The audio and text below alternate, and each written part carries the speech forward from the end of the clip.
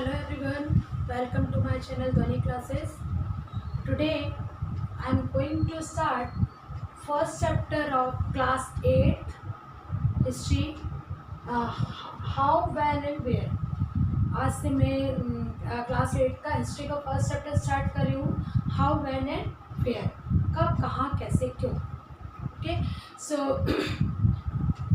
Before starting the chapter I want to tell to you something that ये मेरा class 8 का first lecture है और हिस्ट्री से मैंने ये लेक्चर स्टार्ट किया है. क्लास 6 और क्लास 7 में आपने एंशिएंट हिस्ट्री पढ़ी, क्लास 7 में आपने मेडिवल हिस्ट्री पढ़ी और अब क्लास 8 में ये जितने भी लेक्चर्स होंगे वो मॉडर्न हिस्ट्री से रिलेटेड होंगे. First thing.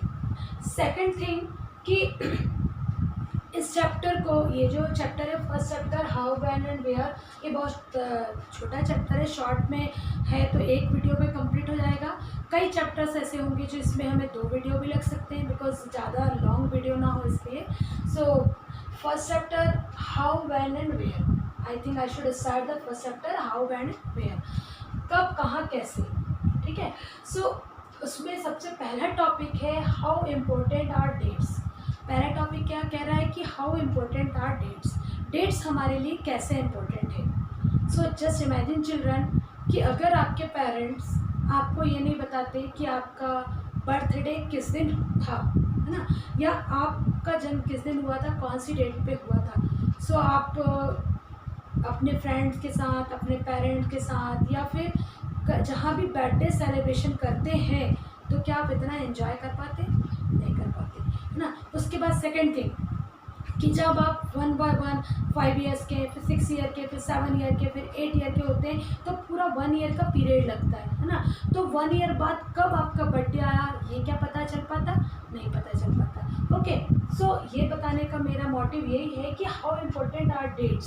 So dates are very important for us, है ना.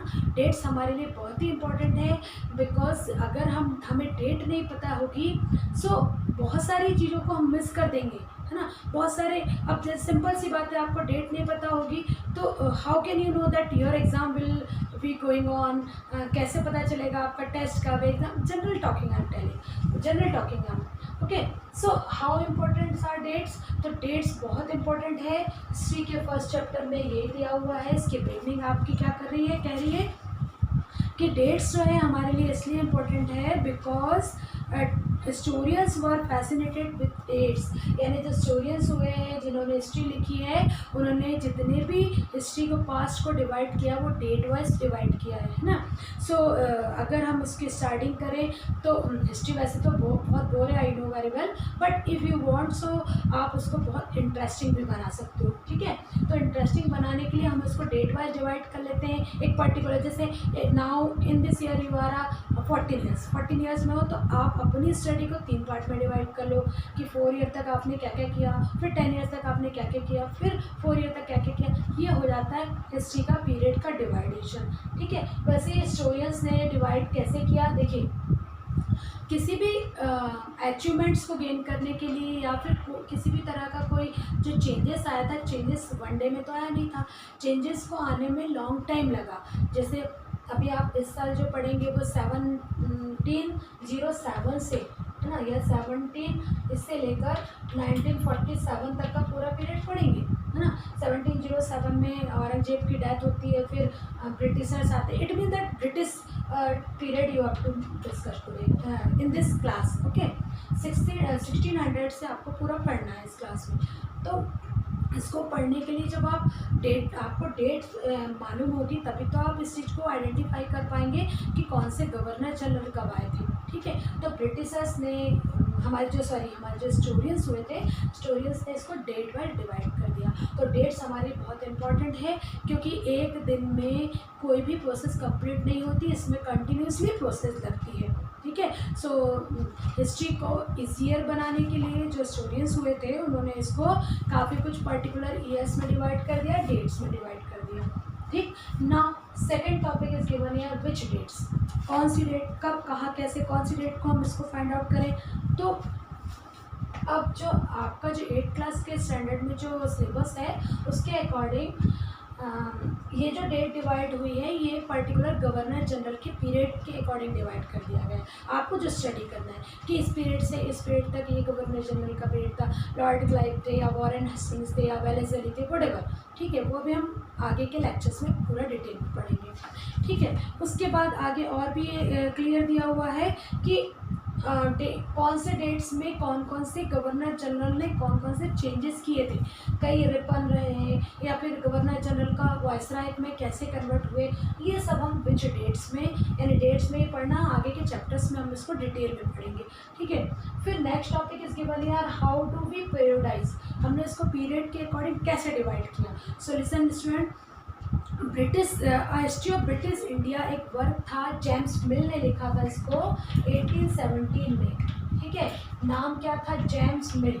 इफ़ यू वांट तो you can write the name of the person और you can pause the video and you can write this one, okay.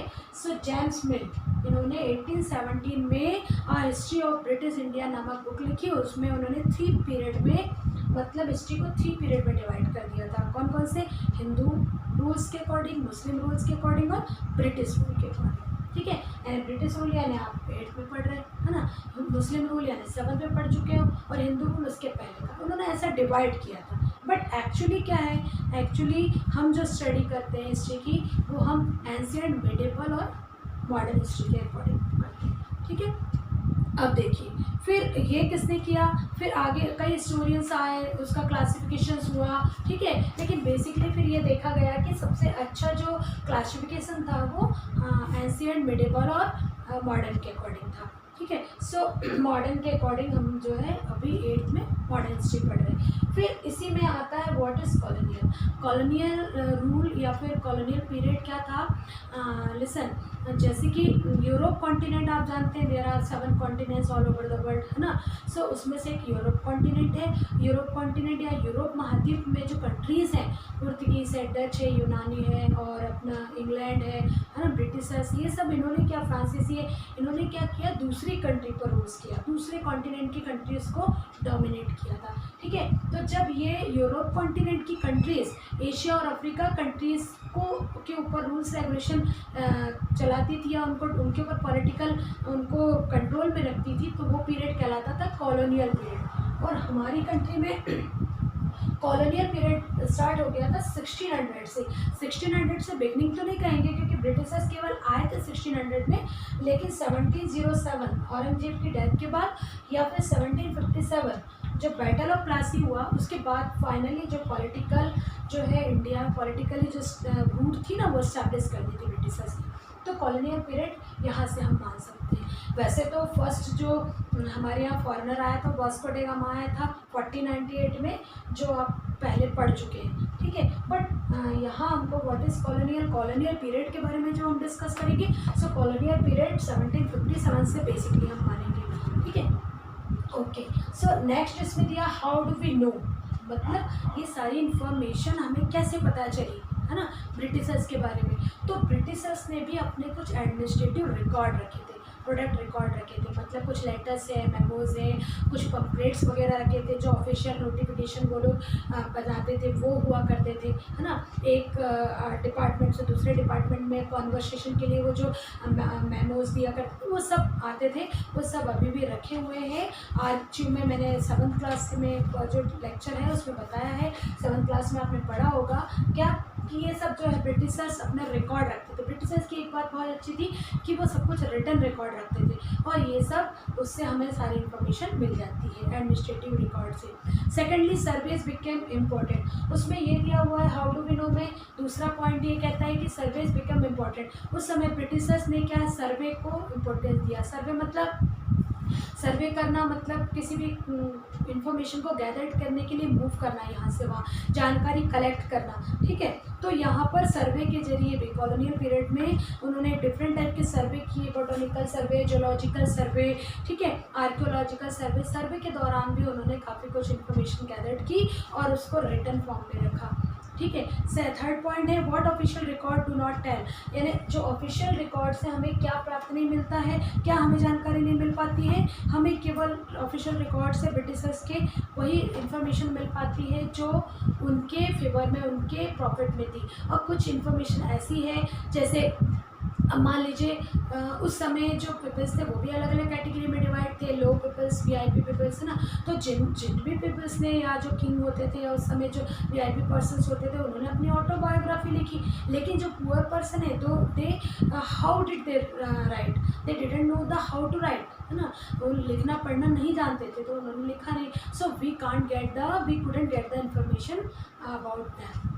Clear. So ये जो first chapter था how, when and where, वो ये इतने points जो है, ये पॉइंट इसमें मेन थे। अब सेकंड चैप्टर हम जो पढ़ेंगे वो ब्रिटिशर्स का पढ़ेंगे, from trade to territories. It mean that जब वो व्यापार करने आए और कब उन्होंने पूरा अपनी कंट्री में आधिपत्य जमा लिया, इतना पूरा हम सेकंड चैप्टर में पढ़ेंगे। I hope student you can learn by this things. अगर कुछ समझ में नहीं आया है so you can comment me and like and subscribe my channel. Thank you and have a nice day.